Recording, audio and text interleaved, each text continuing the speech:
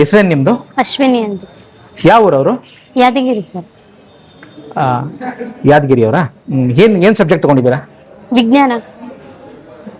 ಎಷ್ಟು ಮಾರ್ಕ್ಸ್ ಬಂದಿದೆ ನಿಮಗೆ? 564. ಹೇಳಿ, ಈ ಒಂದು ಕಾಲೇಜಿನ ಒಂದು ಬೋಧನಾ ಗುಣಮಟ್ಟತೆ ಯಾವ ಥರ ಇದೆ?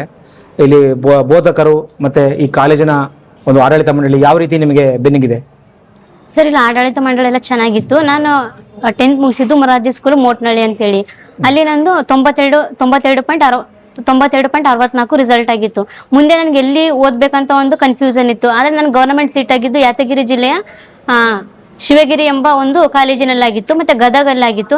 ಆದರೆ ನನಗೆ ನಮ್ಮ ಉತ್ತರ ಕರ್ನಾಟಕದಲ್ಲಿ ಒಂಚೂರು ಎಜುಕೇಷನ್ ಹಿಂದಿದೆ, ಯಾದಗಿರಿ ಜಿಲ್ಲೆ ಯಾವಾಗಲೂ ಹಿಂದಿರುತ್ತೆ ಅಂತ ಹೇಳಿದ ಕಾರಣ ದಕ್ಷಿಣ ಕರ್ನಾಟಕದಲ್ಲಿ ಎಜುಕೇಷನ್ ಚೆನ್ನಾಗಿದೆ, ಅಲ್ಲಿ ಸೇರ್ಕೊಳ್ಳಿ ಅಂತ ಹೇಳಿದ್ರು.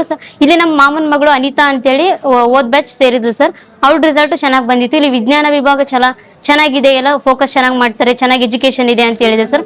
ಅದಕ್ಕೆ ನಾನು ದಕ್ಷಿಣ ಕರ್ನಾಟಕದಲ್ಲಿ ಬಂದು ಮಳವಳ್ಳಿ ತಾಲೂಕಿನ ಶಾಂತಿ ಪದವಿ ಪೂರ್ವ ಕಾಲೇಜಿನಲ್ಲಿ ಸೇರ್ಕೊಂಡೆ ಸರ್. ಉತ್ತೀರ್ಣ ರಿಸಲ್ಟ್ ಅನ್ನು ಕೂಡ ಪಡೆದೆ.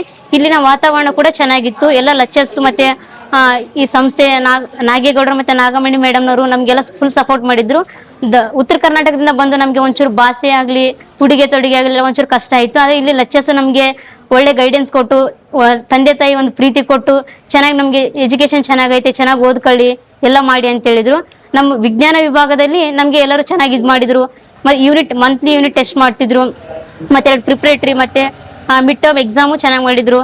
ಎಲ್ಲ ಚೆನ್ನಾಗಿತ್ತು ಸರ್. ಇಲ್ಲಿ ವಾತಾವರಣನೂ ಚೆನ್ನಾಗಿತ್ತು, ಎಲ್ಲ ಸೇಫ್ಟಿನೂ ಚೆನ್ನಾಗಿತ್ತು.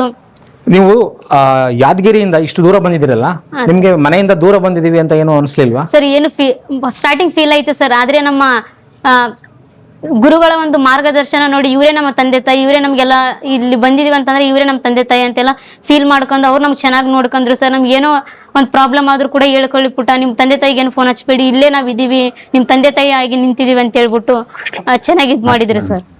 ಇಲ್ಲಿ ಎಲ್ಲಿ ಉಳ್ಕೊಂಡಿದ್ದೀರಿ ನೀವು ಇಲ್ಲಿ? Sir, hostel sir. ಕಾಲೇಜಿದೆ ಹಾಸ್ಟೆಲ್ ಇದೆಯಾ?